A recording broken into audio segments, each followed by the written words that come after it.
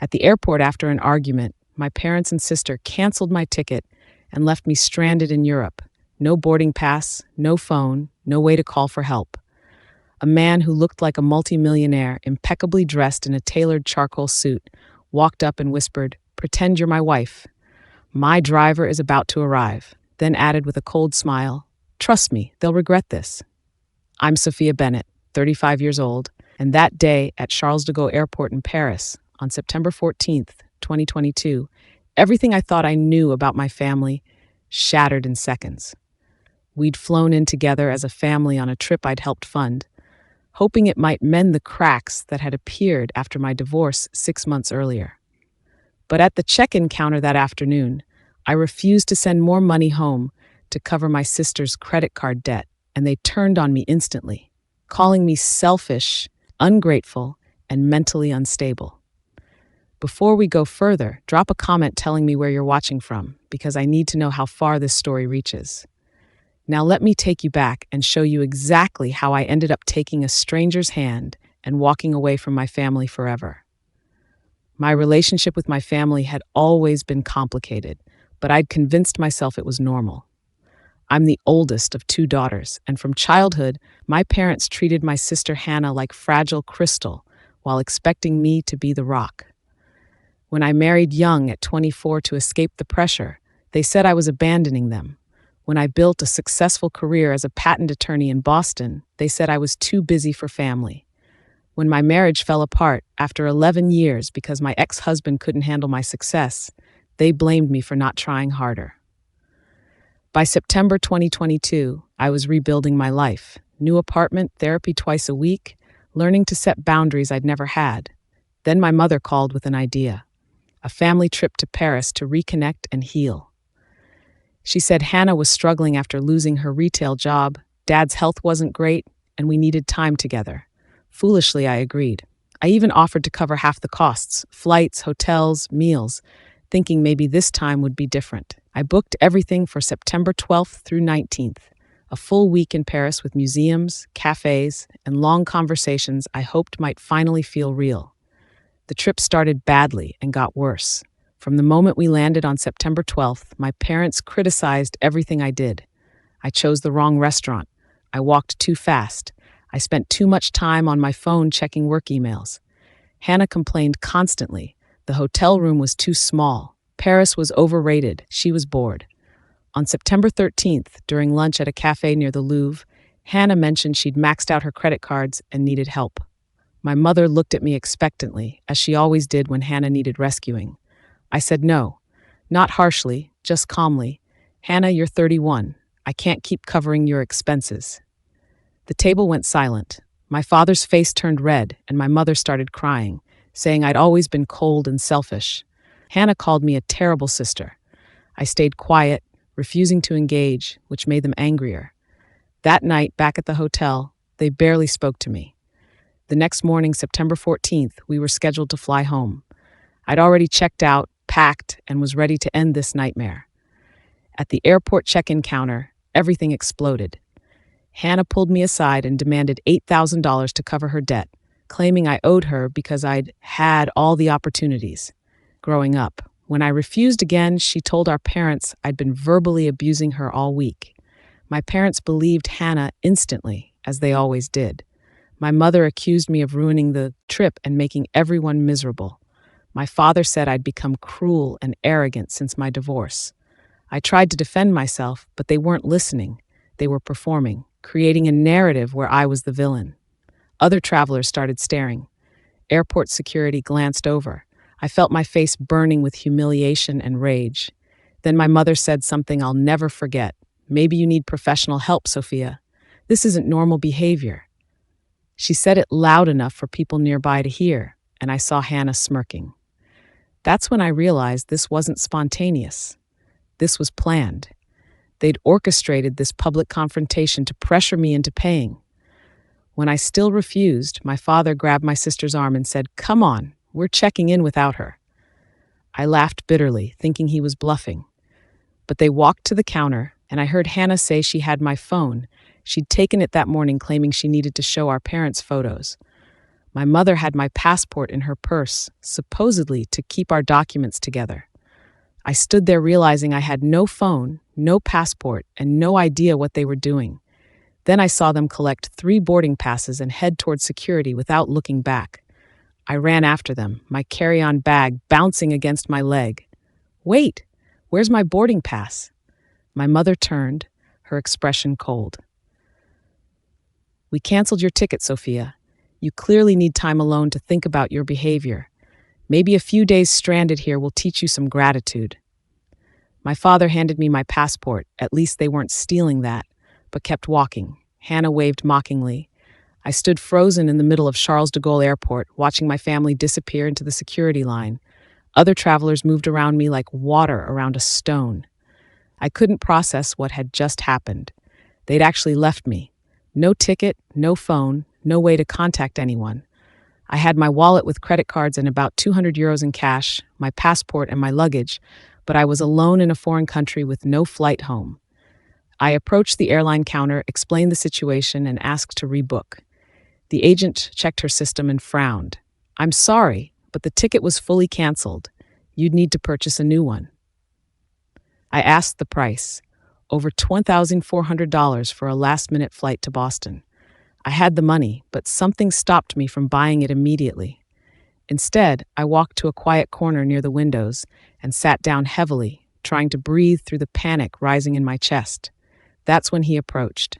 I noticed him first because of how he moved, confident, purposeful, like someone used to being in control. He was probably in his early 40s, tall with dark hair starting to gray at the temples, wearing an expensive charcoal suit that fit perfectly. His shoes alone probably cost more than my entire outfit. He stopped a few feet away and said quietly, "Forgive the intrusion, but I couldn't help noticing what happened with your family." I looked up, embarrassed that a stranger had witnessed my humiliation. "I'm fine," I lied. He smiled slightly. "You're clearly not fine, and I might be able to help if you're willing to hear an unusual proposal." I should have been scared. Stranger danger, foreign country, vulnerable position, but something in his voice was calm and professional, not predatory. "What kind of proposal?" I asked warily. He gestured to the empty seat beside me. "May I?" I nodded, and he sat down, maintaining a respectful distance. "My name is Alexander Hayes. I'm a real estate executive from New York, here for a business conference that ended this morning. I'm flying back tonight on my private jet, and I have a problem you might be able to solve." I stared at him. "What problem could I possibly solve for you?" Alexander explained calmly, as if discussing a business contract. "I'm attending a charity gala in Manhattan tomorrow night, a major event with investors, partners, and conservative business associates who care deeply about appearances. My younger brother has been spreading rumors that I'm unstable and unreliable, trying to undermine my credibility to take over portions of our family business. Showing up alone would feed those rumors, but showing up with a sophisticated, credible wife would silence them immediately." I blinked. "You want me to pretend to be your wife?" He nodded. "For one evening. The gala runs from 7 to 11 tomorrow night. You'd attend on my arm, make polite conversation, smile for photographs, and help me project stability. In exchange, I'll fly you to New York tonight on my jet, put you up in secure accommodations, provide you with a phone so you can contact anyone you need, and pay you $50,000 for your time." I nearly choked. $50,000 for one evening? Alexander's expression didn't change. "I'm also offering something more valuable. Help uncovering what your family is really planning. Because abandonment that calculated and public is never random. They wanted you isolated and panicked for a reason, and I have resources to find out why." That caught my attention. "What do you mean?" He leaned forward slightly. "I saw how they performed that scene. It was rehearsed. What do they gain by leaving you stranded?" I thought about his question. What did they gain? Humiliation, maybe. Punishment for not giving Hannah money. But Alexander was right. It felt too coordinated. My mother's loud comment about me needing professional help, Hannah taking my phone, the synchronized exit. "I don't know," I admitted. "But even if you're right, why would you help me? You don't know me." Alexander's smile was cold. "Let's say I understand family betrayal intimately. My brother Nathan has spent 2 years trying to destroy my reputation to seize control of properties I manage. I recognize the patterns, and frankly, this arrangement benefits us both. You get safety, resources, and answers. I get a convincing wife for one night and silence my critics. Afterward, we go our separate ways. I should have said no. Every rational part of my brain screamed danger. But I was sitting in an airport, betrayed and abandoned, with my family probably laughing about it on their flight home. And this stranger was offering not just escape, but revenge, the chance to understand why they'd done this and maybe, just maybe, make them regret it. "What are the terms?" I asked. Alexander pulled out his phone. "I'll have my attorney draft a simple contract. You'll be identified publicly as my wife only for the gala. Your real identity stays protected unless you choose otherwise. You maintain full control over how this story is told. Clear boundaries. This is professional, not personal. And the $50,000 is yours regardless of what we discover about your family." He met my eyes. "Do we have a deal?" I took a deep breath. "I want to add one condition. If we find out my family is planning something illegal or harmful, I want your help stopping it. Not just exposing it, actually stopping it." Alexander nodded. "Agreed. My attorney, William Foster, is excellent at protective legal strategies. If they're up to something, we'll shut it down." He extended his hand. I shook it, his grip firm and businesslike. Within an hour, everything changed. Alexander made 3 calls, and suddenly I had a team. His driver, a quiet man named James, collected my luggage. His assistant, a sharp woman named Victoria, brought me a new iPhone already configured with international service. His attorney sent a digital contract I read carefully. It was exactly as Alexander described, with clear boundaries and exit clauses. I signed it. At 6 p.m., we boarded his private jet, sleek Gulfstream that made commercial flying look medieval. The interior was cream leather and polished wood, with a full galley, bathroom, and seats that reclined into beds. As we took off, I watched Paris disappear below and thought about my family landing in Boston, probably celebrating their victory. They thought they'd left me broken and helpless. They had no idea what was coming. Alexander sat across from me, working on his laptop. "We'll land around 9 p.m. New York time. My penthouse has a guest suite where you'll stay. Tomorrow, Victoria will take you shopping for appropriate gala attire. My expense. We'll rehearse our story so it's consistent, and I'll have my investigator start looking into your family immediately." The flight was surreal. I'd never experienced wealth like this. Attentive staff, gourmet food, absolute privacy. Alexander worked most of the time, but occasionally made polite conversation, asking about my career as a patent attorney, my interests, my thoughts on Paris beyond the disaster. He was intelligent and careful with words, revealing little about himself except business details. Around 8 p.m., I finally asked the question that had been nagging me. Why me? You could hire a professional actress for this. Why trust a stranger from an airport? Alexander closed his laptop and looked at me directly. Because you're real. Actresses are polished, but often detectable under scrutiny. You're a successful attorney who's genuinely angry at her family. That authenticity will read as credible. Plus, you have nothing to lose and everything to gain. That makes you motivated to play the role convincingly. He paused. And honestly, I liked how you handled yourself at that counter. You didn't beg or cry. You stayed composed even when they humiliated you. That takes strength. I didn't know how to respond to that, so I just nodded. We landed at a private terminal in New Jersey at 9:15 p.m. A black car was waiting, and within 40 minutes we were in Manhattan, pulling up to a luxury high-rise overlooking Central Park. Alexander's penthouse occupied the entire top floor. Floor-to-ceiling windows, modern furniture, art I suspected was worth more than my annual salary. He showed me to the guest suite, a bedroom, bathroom, and sitting area bigger than my entire Boston apartment. Rest tonight. Tomorrow will be demanding. He started to leave, then turned back. Sophia, I meant what I said. If your family is planning something, we'll find it, but be prepared for answers you might not like. After he left, I collapsed on the bed, exhausted but too wired to sleep. I grabbed the new phone and immediately called my best friend Ashley in Boston. She answered on the second ring. Sophia, oh my God, Your mom called me 3 hours ago saying you'd had a breakdown in Paris and disappeared. She said they're worried sick and asked if I'd heard from you. What the hell happened? My stomach dropped. They called you? What exactly did they say? Ashley's voice was tight with concern. Your mom said you'd been acting erratic all week, refusing to take your medication, saying paranoid things about them stealing from you. She said at the airport you ran off screaming and they couldn't find you. Sophia, are you okay? Are you safe? I sat up, ice flooding my veins. Ashley, listen carefully. I'm not on medication. I didn't run off screaming. They canceled my ticket and abandoned me at the airport on purpose. And now they're telling people I'm mentally unstable. Why would they do that? There was a long pause. Then Ashley said quietly, "Oh God, Sophia, that sounds like they're building a narrative for a conservatorship petition." The word hit me like a physical blow. Conservatorship. I'd worked on cases involving them, legal arrangements where a court declares someone unable to manage their own affairs and appoints a guardian to control their finances, medical decisions, everything. It was meant to protect people with severe disabilities or dementia, but it could also be weaponized by greedy family members to seize control of someone's assets. But I'm completely competent, I said, my voice shaking. They can't just... Ashley cut me off. They can try. If they file a petition claiming you're mentally unstable, the court schedules an evaluation.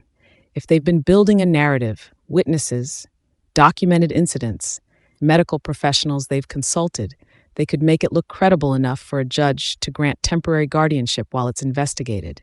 And once they have control, it's incredibly hard to undo. My mind raced. What assets did I have that they'd want? My inheritance. When my grandmother died 3 years ago, she left me her Manhattan condo, a valuable property in the West Village worth probably $2.8 million now. My parents had been furious they didn't get it, but Grandma's will was clear. Everything went to me because I was the only grandchild who visited her regularly. I'd been renting it out, using the income to pay my divorce attorney and rebuild my savings. If my family got conservatorship over me, they could force the sale of that condo and control the proceeds. Ashley, I need you to do something for me, I said urgently. Check if any legal filings have been made in Massachusetts Family Court under my name. Conservatorship petitions, guardianship requests, anything like that. She promised to look first thing in the morning and call me back. After we hung up, I sat in the dark penthouse guest room, my hands shaking. They hadn't just abandoned me out of spite. They'd done it to build evidence. The crazy daughter who got stranded abroad because of her erratic behavior, who needed her family to take control for her own good.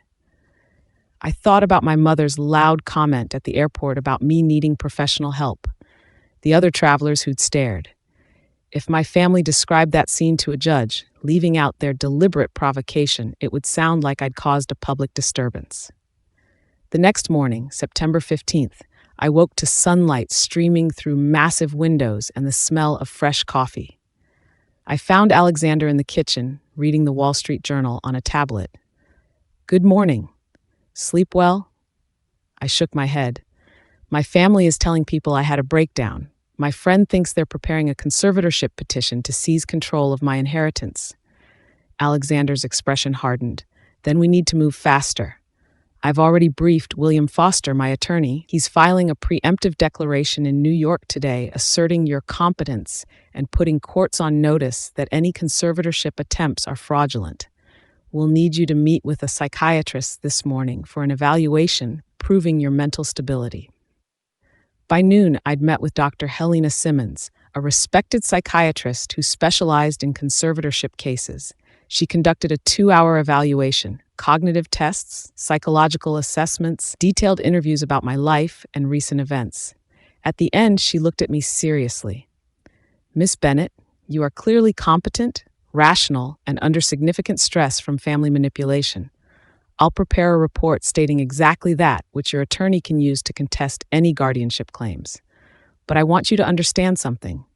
Conservatorship, abuse is real, and families can be very convincing when money is involved. You need to protect yourself legally and financially immediately." She gave me a list of steps: freeze my credit, alert my bank to potential fraud, document everything about Paris, gather witnesses who could attest to my stability. Alexander's attorney, William, handled most of it. By 3 p.m., we'd filed protective orders, sent warnings to my family's likely attorneys, and secured my assets. Then Victoria arrived to take me shopping for the gala. The boutique was exclusive, the kind where they closed the store for private appointments. Victoria moved through racks with expert precision, selecting elegant gowns. "You need to look like old money," she explained. "Not flashy, but unmistakably expensive. Alexander's world judges harshly." I tried on 6 dresses before finding the right one, a deep emerald silk gown that fit perfectly, elegant and sophisticated. Victoria added jewelry, shoes, and a clutch. The total came to $18,000. I felt sick watching Alexander hand over his credit card without blinking. Back at the penthouse, Alexander briefed me on our story. We met 2 years ago through mutual friends in the legal and real estate communities. Quiet courtship, married 6 months ago in a small ceremony because we both value privacy. You kept your maiden name for professional reasons. We live between New York and Boston depending on our work. Keep answers short and redirect to questions about them. People love talking about themselves. We rehearsed for an hour. He asked me fake questions, corrected my responses, taught me names of key people who'd be at the gala. His younger brother Nathan would be there.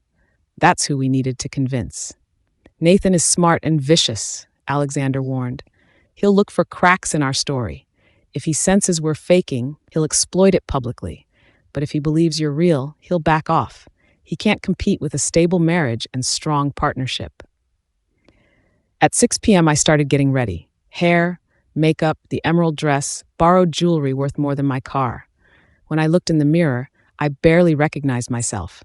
I looked like someone who belonged in Alexander's world, polished, confident, expensive.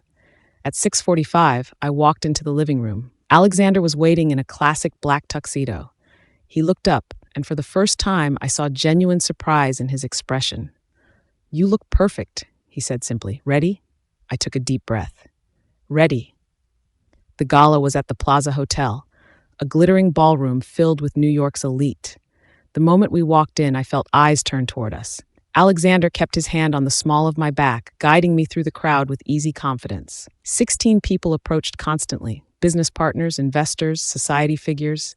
Alexander introduced me smoothly every time. "This is my wife, Sophia." I shook hands, smiled, made polite small talk about art and charity and real estate trends I'd researched that afternoon. Several women complimented my dress. One older man said, "Alexander, you've been hiding her. How long have you been married?" Alexander answered without hesitation. 6 months, but we wanted to keep it quiet until the business settled.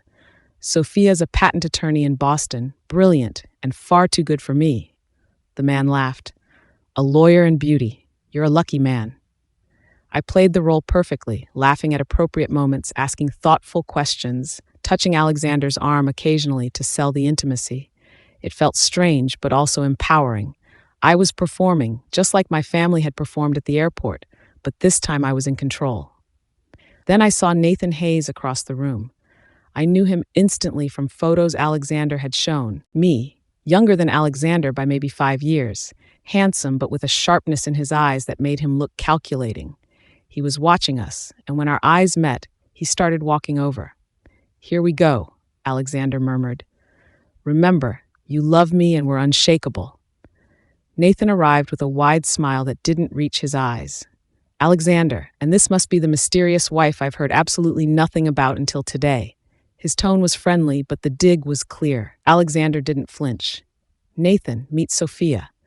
We've been keeping things private. As you know, I prefer." He turned to me. "Darling, this is my younger brother, Nathan."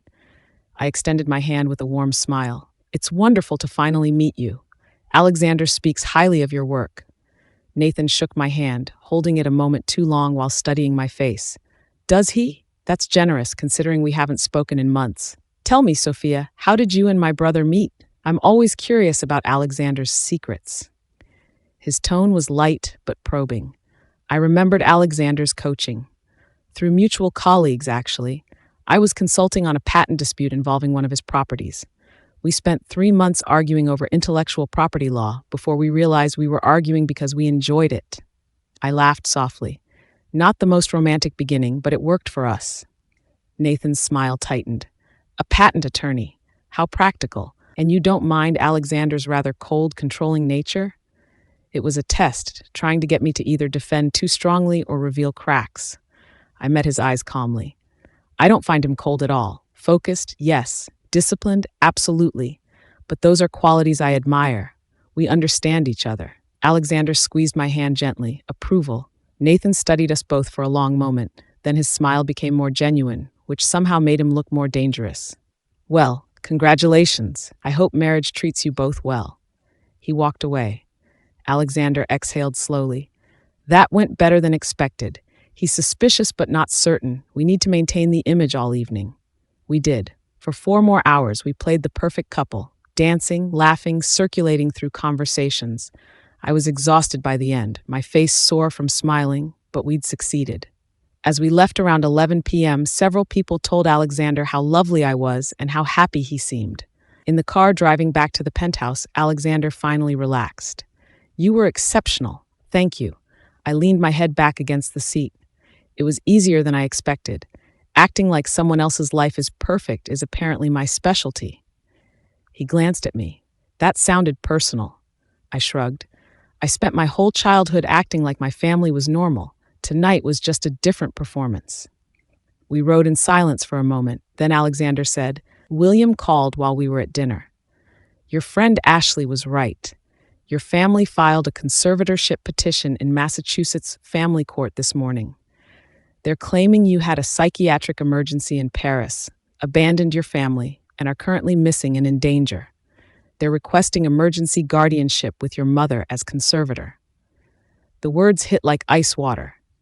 They filed it this morning while I was getting a psychiatric evaluation proving I'm fine. Alexander nodded grimly. They're moving fast, which means they're either desperate or very confident. William is filing our response tomorrow. Your psychiatric evaluation, your statement about what really happened in Paris, affidavits from colleagues and friends attesting to your competence. But we need to understand their endgame. It's not just the condo. Back at the penthouse, Alexander poured 2 glasses of wine, and we sat in his living room, overlooking the glittering Manhattan skyline. I had my investigator dig into your family's finances today, he said. Your sister Hannah has $43,000 in credit card debt. Your father has a gambling problem that's cost him roughly $90,000 in the past 2 years. And your mother took out a second mortgage on their house to cover expenses. They're drowning financially. I felt sick. I didn't know any of that. Alexander continued, your grandmother's condo is worth approximately $2.8 million. If they gained conservatorship, they could force its sale, claiming they need funds for your care. Even after legal fees, they'd clear over $2 million. That would solve all their problems. I stared at my wine glass. So they planned this. The trip, the confrontation, stranding me, all of it was to build a narrative that I'm unstable. Alexander nodded. And it nearly worked. If you'd bought that ticket home, flown back to Boston alone and upset, stayed isolated while they controlled the narrative, a judge might have granted temporary guardianship just to be cautious. But you didn't. You're here. You have legal representation, and you have documented proof of competence. They weren't expecting that. I looked at him. Why are you really helping me? The gala is over. You got what you needed. Alexander was quiet for a moment. My father tried something similar with my mother when I was younger. Tried to have her declared incompetent to seize her family trust. I was 17 and couldn't stop it. She fought for 2 years to prove her sanity, and the stress killed her. Heart attack at 53. So yes, I help because I know what this kind of betrayal does. The next morning, September 16th, Ashley called with more information. Sophia, your mother has been calling everyone we know, your colleagues, your old neighbors, even your divorce attorney, claiming you're missing and possibly suicidal. She's painting a picture of someone who's been deteriorating for months. Several people are genuinely worried. I closed my eyes. Tell them I'm safe, I'm in New York, and I'm competently fighting a fraudulent conservatorship attempt. Give them William Foster's contact information if they want verification. Ashley hesitated. Your family knows you're in New York now. Your mom saw my text exchange with you and knows it came from a New York number. She's telling people you're being held against your will by some man you met at the airport." Of course she was. Turned my rescue into a kidnapping narrative. Alexander overheard and took the phone. "Miss Ashley, this is Alexander Hayes. I'm the attorney representing Sophia." He paused, listening, then smiled slightly. "Yes, that Alexander Hayes. I assure you Sophia is here voluntarily. She's safe, and she has the best legal team in New York protecting her interests. If her family contacts you again, direct them to our attorney, William Foster." He gave her the number, then handed the phone back to me. Ashley's voice was awed. "Sophia, you're staying with Alexander Hayes? The real estate billionaire?" I hadn't actually known he was a billionaire. "It's a long story. I'll explain everything when this is over. Right now, I need you to be my witness. Can you write a statement about my mental state, our friendship, your observations that I've been stable and rational?" Over the next week, the legal battle intensified. William filed our response with devastating evidence: Dr. Simmons' psychiatric evaluation, statements from my law firm colleagues, bank records proving I'd been managing my finances perfectly, and my own detailed account of what happened in Paris, including the names of airport staff who'd witnessed my family's abandonment. The court scheduled a hearing for September 25th. My family's attorneys tried to argue I was being manipulated by Alexander, but William destroyed that argument by presenting the contract Alexander and I had signed, clearly showing this was a business arrangement with defined terms, not coercion. Then, on September 21st, Alexander's investigator found something damning. Hannah had been researching conservatorship law for 6 months, reading articles about how to prove someone incompetent, consulting with 3 different attorneys about the process. She'd also purchased a plane ticket to Paris back in July, meaning they'd been planning this trip as a setup for months. William presented this evidence to the court, and the judge's tone shifted. On September 24th, the day before our hearing, my mother's attorney called William requesting a settlement meeting. "They know they're going to lose," William told me. "They want to withdraw the petition quietly in exchange for you agreeing not to press charges for fraud or defamation." I looked at Alexander, who'd been sitting with me through every legal meeting, despite having no obligation to anymore. "What do you think?" he considered. "What do you want? Justice or peace?" I thought about it. Justice would mean criminal charges, public exposure, possibly prison time for my family. Peace would mean they walked away. We never spoke again, but no one went to jail. "I want them to admit what they did," I said finally. "In writing, a signed confession that they planned this, that I was never incompetent, and that they were attempting to steal my inheritance.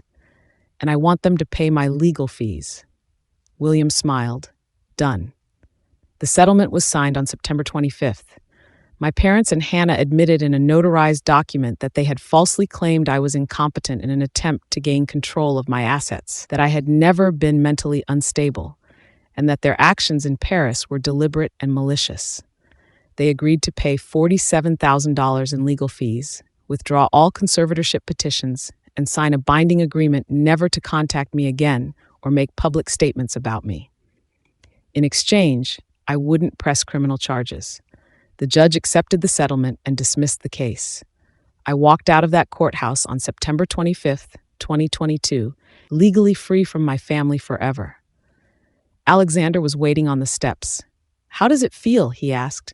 I looked up at the clear autumn sky, like I can finally breathe. That evening, Alexander and I had dinner at an expensive restaurant near his penthouse. "So what's next for you?" he asked. I'd been thinking about that. "I'm going to keep my Boston job but move to New York. The commute isn't terrible, and honestly, I don't want to be in the same city as my family anymore. I'll move into my grandmother's condo. It's mine now, completely protected, and I'm going to start actually living instead of just surviving." Alexander raised his wine glass. "To new beginnings." We clinked glasses. Then he said, "I have a proposition. Not like the last one. No contract this time." I raised an eyebrow. "I'm listening." He smiled, more genuine than I'd ever seen. "I enjoyed having you around these past 2 weeks. You're intelligent, you don't take yourself too seriously, and you call me on my controlling tendencies, which apparently I need. I'd like to actually get to know you, No performance, no cameras, just dinner occasionally when you're in the city. I was surprised by how much the idea appealed to me. Are you asking me on a real date, Alexander? He laughed. I suppose I am, though given how we met, this might be the strangest courtship in history. I considered it. 2 weeks ago, I'd been trapped in a miserable family dynamic, barely holding my life together after a devastating divorce. Now I was free, legally protected, living in Manhattan and being asked out by someone who'd shown me more loyalty in 12 days than my family had in 35 years. One condition, I said. No more pretending. If we do this, it has to be real. Alexander met my eyes. Agreed, real is much more interesting anyway. We dated for 6 months, slowly, carefully, learning each other without performance or pressure. On March 14th, 2023, he asked me properly to be his girlfriend, and I said yes. By summer 2023, we were inseparable. By December, we were engaged for real. On September 14th, 2024, exactly 2 years after my family abandoned me at Charles de Gaulle Airport, Alexander and I got married. Not a fake marriage for a gala, a real wedding with 50 close friends, a judge who was genuinely happy for us, and vows we wrote ourselves. Ashley was my maid of honor. William Foster officiated. I wore a simple white dress, and Alexander cried when I walked down the aisle, which he later claimed was allergies, but everyone knew better. During the reception, Alexander gave a toast that made me laugh and cry simultaneously. 2 years ago, I approached a stranger in an airport and proposed the most insane business arrangement of my career. I thought I was hiring someone for one evening. Instead, I found my person. Sophia, you walked into my life carrying a suitcase and a broken heart, and somehow you fixed mine too. Thank you for taking a chance on a stranger. I stood up, took the microphone, and added, and thank you for seeing me when my own family couldn't. You gave me safety when I had none, justice when I thought I'd never get it, and love when I'd stopped believing in it. I'd do it all again, even the terrifying airport proposition, just to end up here. Our guests cheered. We danced, ate cake, and celebrated with people who actually loved us. My family wasn't there, obviously. I'd sent them a wedding announcement, not as cruelty, but as closure. They didn't respond. I didn't expect them to.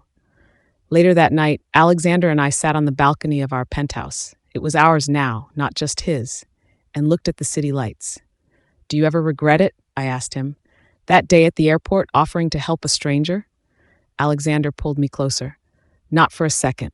Best business decision I ever made, even though it stopped being business about 3 days in. I laughed. When did you know this was more than an arrangement? He thought about it. When you told William you wanted your family to admit what they'd done, not for money or revenge, just truth. That's when I knew you were someone extraordinary. I rested my head on his shoulder. I used to think family meant that the people you were born to. Now I know it means the people who choose you and keep choosing you. Alexander kissed the top of my head, and I'll keep choosing you every day. Today, in January 2025, I'm 38 years old, senior partner at my law firm, living in Manhattan with a husband who's my genuine partner, and finally, completely free. My grandmother's condo became our second home. The $50,000 Alexander paid me for the gala went into a scholarship fund for young women escaping family financial abuse. And I never spoke to my parents or sister again. Sometimes people ask if I miss them. I don't. You can't miss people who only loved the version of you that served their needs. If you're reading this and someone's trying to control you, manipulate you, or make you doubt your own sanity for their gain, fight back. Document everything. Get good lawyers. Trust your instincts. And never let anyone bully you into signing away your life. And sometimes, just sometimes, taking a stranger's hand in an airport can save you in ways you never imagined. My family thought they'd left me broken in Paris. Instead, they freed me to find everything they'd never let me have. Real love, real partnership, and real peace.